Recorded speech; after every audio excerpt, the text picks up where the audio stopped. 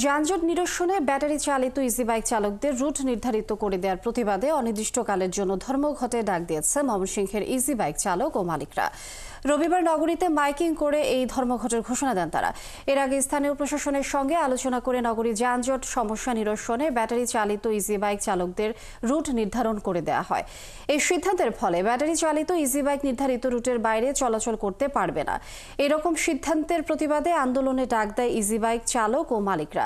এদিকে easy bike চালকদের এই ধর্মঘটের কারণে ভোগান্তিতে পড়ার আশঙ্কা করছেন নগরবাসী।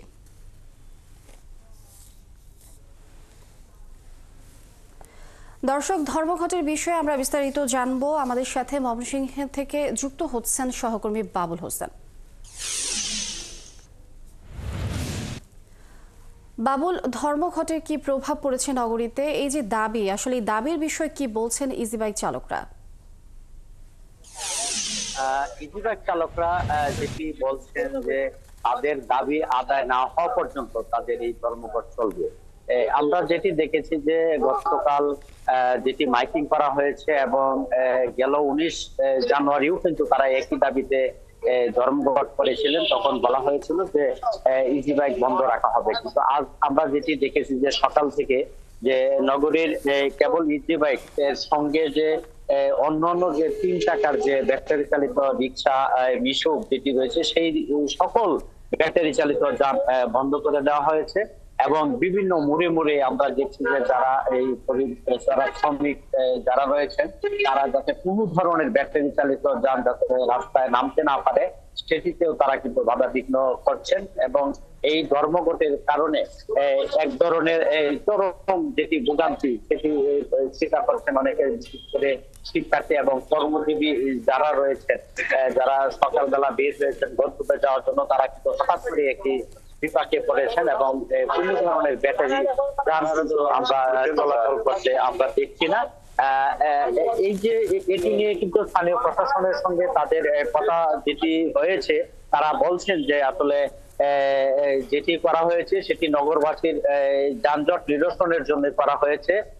তো এই ধর্মঘটের কারণে কিন্তু মানুষের মধ্যে যানজট নিয়ে কিছুটা স্বস্তি মিললেও কিন্তু তারা চরম একটি ভোগান্তির কবলে পড়েছেন, আমরা সেটি দেখছি।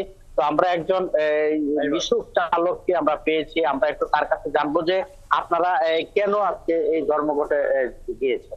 আমরা আজকে ধর্মঘটে আমাদেরকে জানিয়ে দিয়েছে ময়মনসিংহ শহরে যে অটো বাইক আছে, অটো বাইকের 6টি রুটকে বেঁধে দেওয়া হয়েছে। এই 6টি রুটে যদি আমাদের গাড়ি চলে, কোন ড্রাইভারের তাদের মালিককে ইনকাম দেওয়া তাদের সঙ্গে চলবে না। এটা প্রতিবাদে গতকালকার ছিল শুধু অটো বাইক বন্ধ ছিল, গতকালে আগের উপরে অটো বন্ধ ছিল।